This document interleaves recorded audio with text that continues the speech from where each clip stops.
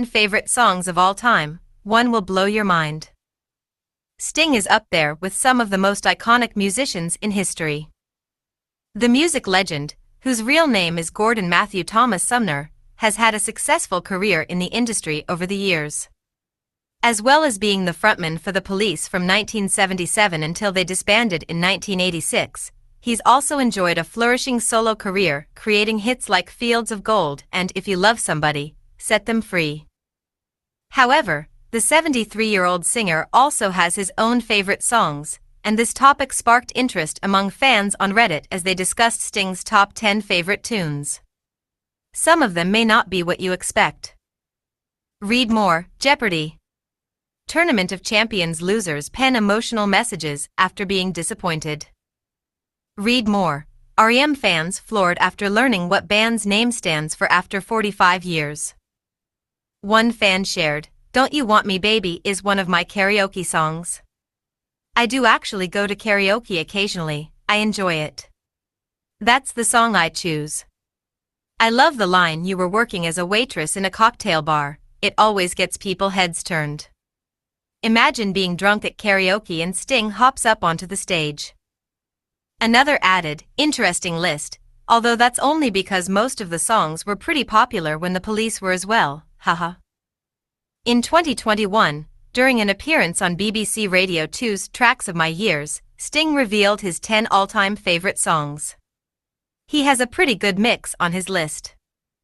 Otis Redding, Sittin' on the Dock of the Bay. One of his favorites is Otis Redding's Sittin' on the Dock of the Bay, which was released in 1968. This track became Redding's signature song but, sadly, he died in a plane crash in December 1967 at the age of 26. Despite his brief time in the spotlight, his voice has continued to inspire numerous singers over the years. Sting was just 16 when the artist passed away, but he confessed that he considers it a wonderful song. Procol Harum, A Whiter Shade of Pale. Procol Harum's A Whiter Shade of Pale is often hailed as their most iconic track and one of the greatest songs ever. Released as a single in 1967, it soared to number 1 on the UK charts, where it remained for 6 weeks, and climbed to number 5 on the Billboard Hot 100 in America. It's estimated to have sold a staggering 10 million copies globally. Bob Marley and the Wailers' No Woman, No Cry. Bob Marley and the Wailers' No Woman, No Cry was mastered by Bob Marley, the most renowned reggae musician in history, on their album Natty Dread in 1974. Despite being their 7th album, it's frequently considered one of Marley's most significant works. Sting shared with BBC Radio 2, "Bob Marley was a huge influence on me in the 70s. Loved his voice, loved his songwriting, loved the whole Jamaican vibe. I've met Bob, I had dinner with him one night.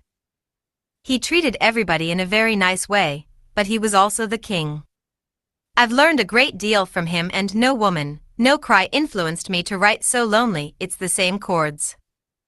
Jerry Rafferty, Baker Street. Jerry Rafferty's Baker Street continues to resonate with fans around the world.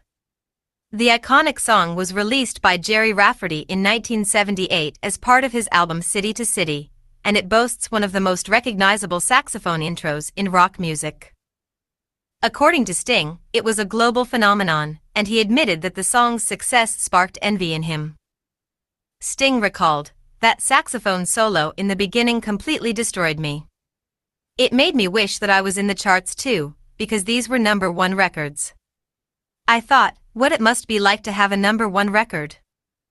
Sting's wish came true shortly after, but he still fondly remembers Baker Street as a song that captures the essence of that era. Pet Shop Boys' West End Girls.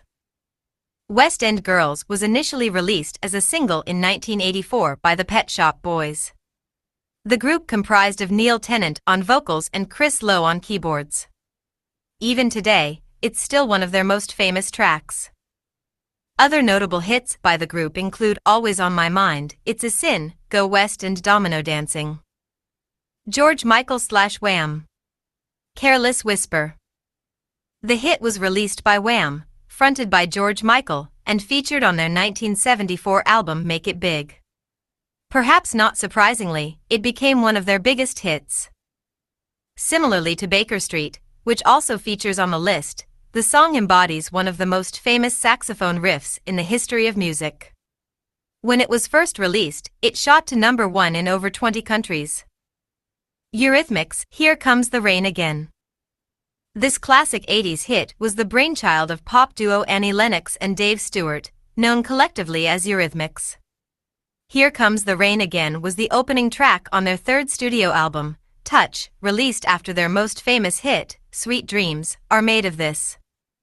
The Human League, Don't You Want Me? Sting once commented on this iconic song, saying, "Don't You Want Me Baby is one of my karaoke songs. I do actually go to karaoke occasionally, I enjoy it. That's the song I choose. I love the line you were working as a waitress in a cocktail bar, it always gets people heads turned." Released by Human League in 1981, it quickly became the fastest-selling single of the year. Peter Gabriel, Sledgehammer. Regarded as one of Peter Gabriel's most successful solo hits, Sledgehammer can be found on his 1986 album So. Its music video was so popular that it became one of MTV's most played videos at the time, earning 9 MTV Video Music Awards at the 1987 ceremony. Shaggy, It Wasn't Me. You might be surprised to see Shaggy's catchy tune on this list, but it certainly earned its spot. Released in 2000, the song topped charts worldwide. Featured on the Jamaican-American singer's fifth album, Hot Shot, Shaggy is known to be good friends with Sting. He shared, "Sometimes you meet somebody and they might be very different from you, very different backgrounds, but you recognize kindred spirit. Shaggy and we genuinely love each other. We laugh at the same jokes, I find him an intensively interesting artist. When he raps he declaims like a Shakespearean act, it's a beautiful voice."